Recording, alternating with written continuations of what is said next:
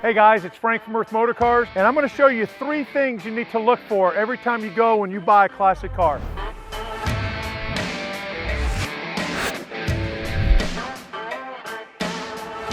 First thing we're going to start with, we always want to make sure the body is without rust. So as you're looking through this car, you can normally see any kind of bubbling. This is a really good example of what to buy versus not what to buy. So you can take a look here, all the fit and finish. The panels are nice and smooth. All the creases, you don't see any kind of Bondo, any kind of issues with the chrome right there. They did a great job on this restoration here using the red line tires. So normally what I would do is I'd go back and I'd look behind the panels here. I'd make sure there's no rust. A good way to do that, just with your knuckle, bang on the car. That's a good sign. When you hear that aluminum sound, that steel sign, it's telling you it's a new body panel or an original body panel without fill. When you hit and it sounds muffled, it's telling you there's Bondo. In a lot of cases, there can be a lot of Bondo. Take your hands, run across the inside crease, feel for it. It should feel like a really thin wall here. If you feel anything thick or this panel right here is bent, it starts telling you to be careful. Another super problematic area on classic cars, when you're looking at the exterior, look down the panel, down the bottom panel here. A lot of times you'll see rust always starting to form by the front fenders and the corners, on the doors, on the back quarter panels. So this is a notorious rust spot. It can be hidden. I've seen it before. It can be hidden with these little stripes right here. So just make sure you take your time, go through any kind of bubbling, any kind of thing that looks like it's been covered up. It's telling you that the seller's probably trying to hide something, or you have a car with rust. Once these panels start rusting, I don't think you can ever repair them. You normally have to replace or use a lot of Bondo to do that. Make sure your gaps are lining up. This is pretty decent here. It's not a perfect gap, but in 1965, Ford didn't have anything that was quite perfect. The hood looks like it's pretty lined up well. As you're going down the body, use your knuckle. Just hit all different panels. And you can hear this car sounds pretty consistent all the way through.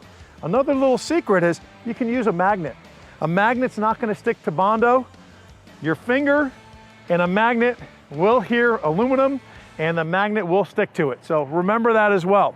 So we're going to go through, we're going to make sure our panels fill out perfectly.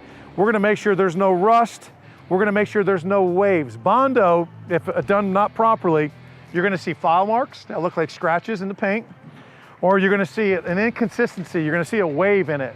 So always look out for that wave. Always look out for a panel that just doesn't look right. Second, after you've inspected the body, which is probably the most important and probably the most costly mistake you can make, we're going to check mechanical. So come on over here and we're going to take a look at the engine compartment and we're going to work our way from there.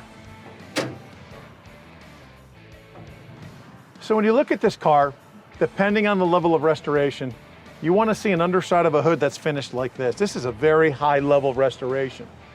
What I do look for is any of the bolts. I look for any of the bolts being rusty.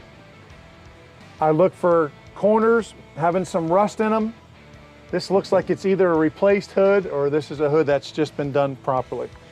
I'm going to come into the engine compartment and I'm going to start looking around and seeing if there's any kind of leak, gas, oil. This seems like a super, super dry engine. And it's okay to take your finger, as long as the car's not hot, run it through a bunch of different areas, and you don't want to see a bunch of grime on there. So as far as any kind of oil leaks, externally here in the engine, there's nothing there. After you're done there, what I want you to do is I just want you to go and bend down and you're going to look underneath the car.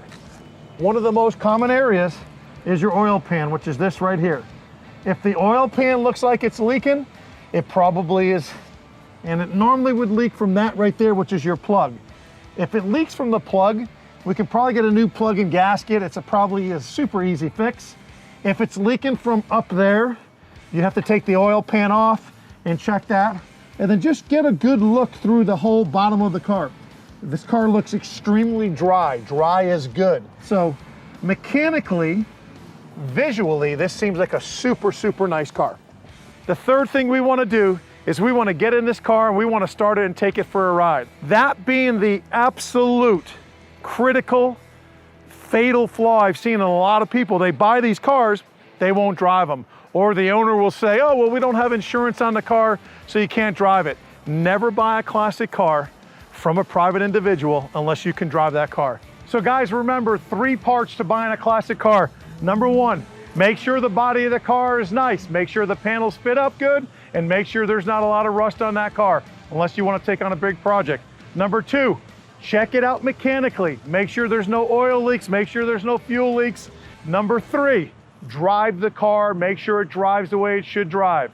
So I'm not going to drive this car today, but if you check out this video right here, we're going to show you this car driving.